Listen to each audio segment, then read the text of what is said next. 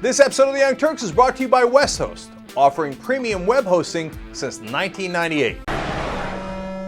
Let's go to the Republican reaction to President Obama's speech on the Middle East.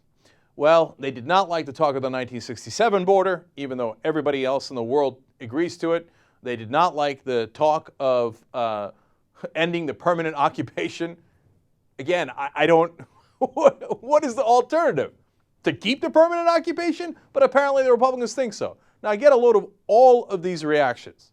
Michelle Bachmann, soon to be running for president of the United States, says, quote, "Once again, President Obama has betrayed our friend and ally, Israel." Betrayed! Okay, you think, oh, come on, that's outrageous. All he said was make peace, right? She's got to be way out there. Nope. Listen to the rest of them. Here is Mitt Romney, quote, "President Obama has thrown Israel under the bus." Here's Rick Santorum. "The current administration needs to come to terms with its confused and dangerous foreign policy." Yeah, peace would be so dangerous. Here is Mike Huckabee.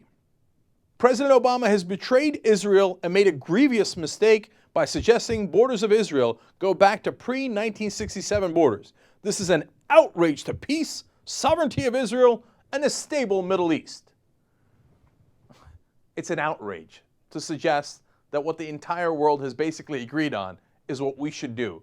How is that in violation of Israel's sovereignty? And what is your answer, Mike Huckabee? Is your answer a permanent war?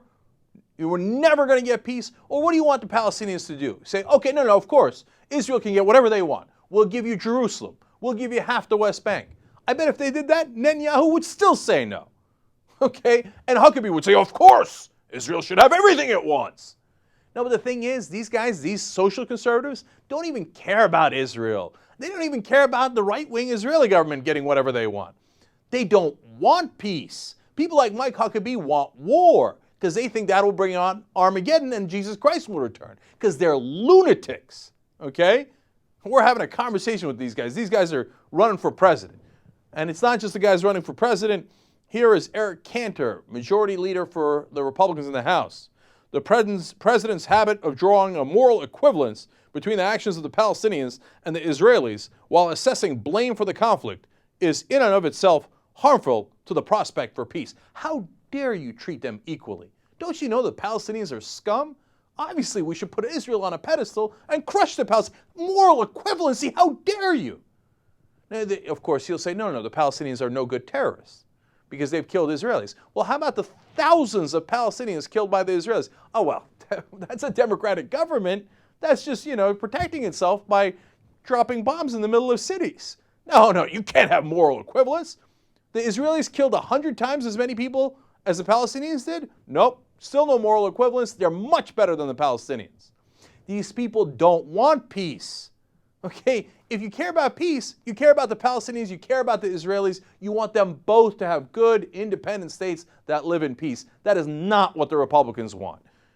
Marco Rubio, he is a new senator from Florida, says, "President's 1967 policy marks a step back in the peace process as the U.S. must not predetermine the outcome of direct negotiations." We are not predetermining it. All he said was, hey, that is a good foundation to start with. And he didn't say, here are the exact borders, here's the land swap that I demand you do, here's what you should do with Jerusalem. He said what Israeli negotiators have said in the past. 1967 borders is our building block. It's the most unoffensive thing I've ever heard. Now, look, those are the elected officials, those are the people running for president. When you turn to the commentators, of course, it gets worse and it gets uglier. Just when you thought, how could it get worse, right?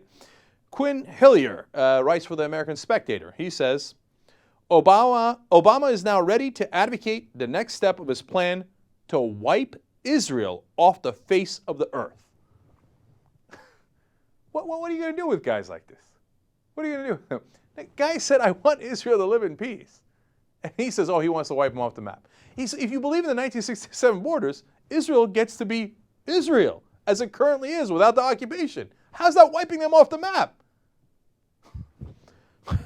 Here is Jim Hoft from the Right Network. He says, Obama killed Osama. He killed the U.S. economy. Now he wants to kill Israel. All right, here's Ace of Spades. Says he wants Israel to return to its 1967 borders, referring to Obama, thus endorsing the terrorists' key demand without requiring any substantive concessions on their part. I guess that means the Palestinians are all terrorists, of course. And if you negotiate with them and you give them a state, you've given the terrorists what they want. So hence, we can never negotiate with the Palestinians. We can never give them their independent state. And we must have a permanent occupation, which would make these right-wingers incredibly happy. They are sick and grotesque people. And at West Host offers web hosting for 19 cents a day. You can't get cheaper. That's ridiculous. And you could do web host transfers. Like you got a website, transfer it. For free. You have 24/7 support. 60-day money-back guarantee. Well, then you literally can't lose. 25% off if you go to westhost.com/TYT. You know what I think about that? I think West Host. West Host.